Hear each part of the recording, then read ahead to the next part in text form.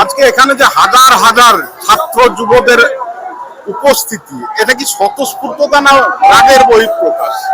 স্বতঃস্ফূর্ত ভাবে রাগের বহিঃপ্রকাশ, দুটোই। একটা সরকার সে যদি সেই দেশের ছাত্রছাত্রী এবং যুবতীদের কনফিডেন্স এনজয় না করে, সেই সরকার আর যাই হোক না কেন আর বেশি দিন টেকে না।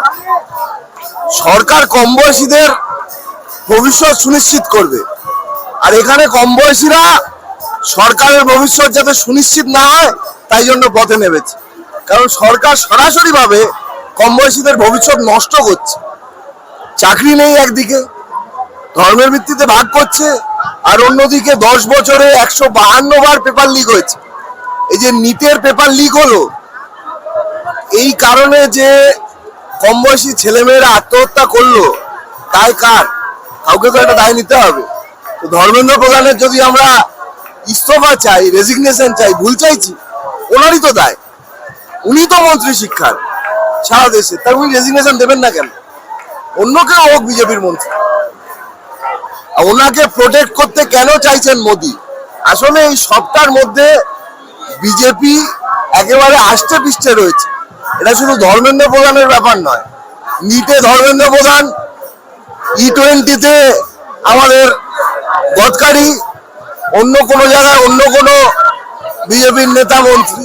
সুতরাং দুর্নীতিতে ভরা। ভোট দিয়েছে সাধারণ মানুষ, কিন্তু টাকা তুলেছে কর্পোরেটের থেকে।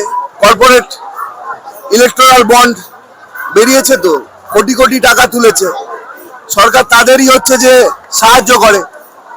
এবং আমার কথা হচ্ছে যে পশ্চিমবাংলার কেসটা আরো ইউনিক, কারণ 2 মাসও হয়নি পশ্চিমবাংলায় বিজেপি সরকার হয়েছে। 2 মাস আগে পশ্চিমবাংলায় বিজেপি সরকার হলো, শুভেন্দু অধিকারী মুখ্যমন্ত্রী হলেন, আর 2 মাসের মধ্যে পশ্চিমবাংলার রাস্তায় লাখো লাখো কম বয়সী ছেলেমেয়েরা নেমে গেল বিজেপির বিরুদ্ধে।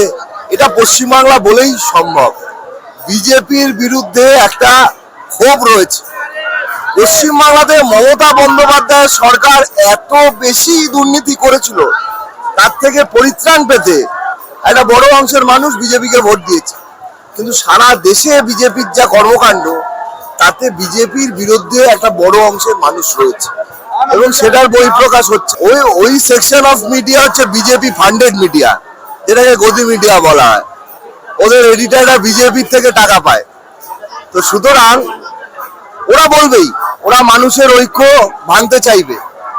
কিন্তু আবার অন্যদিকে অন্যরকম মিডিয়াও রয়েছে, যারা এই ঘটনাটাকে সঠিকভাবে মানুষের কাছে পৌঁছে দিচ্ছে।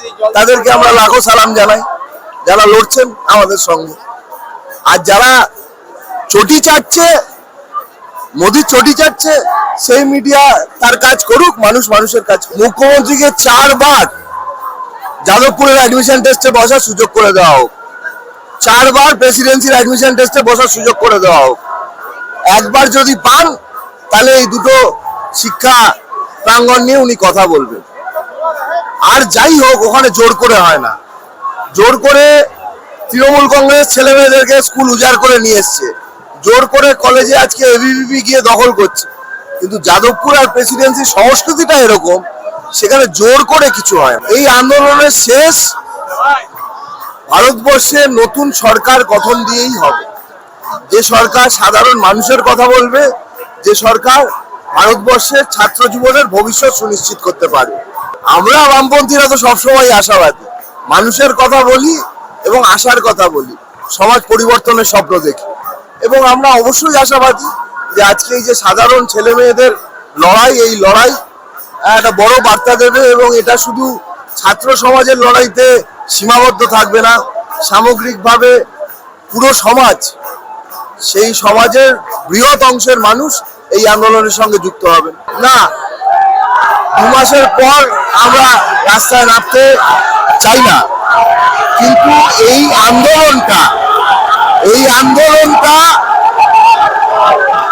মোদির বিরুদ্ধে, এবং পশ্চিমবাংলায় মোদির স্যাটেলাইটে হচ্ছে চলছে শুভেন্দু। মোদি না থাকলে শুভেন্দুও নেই।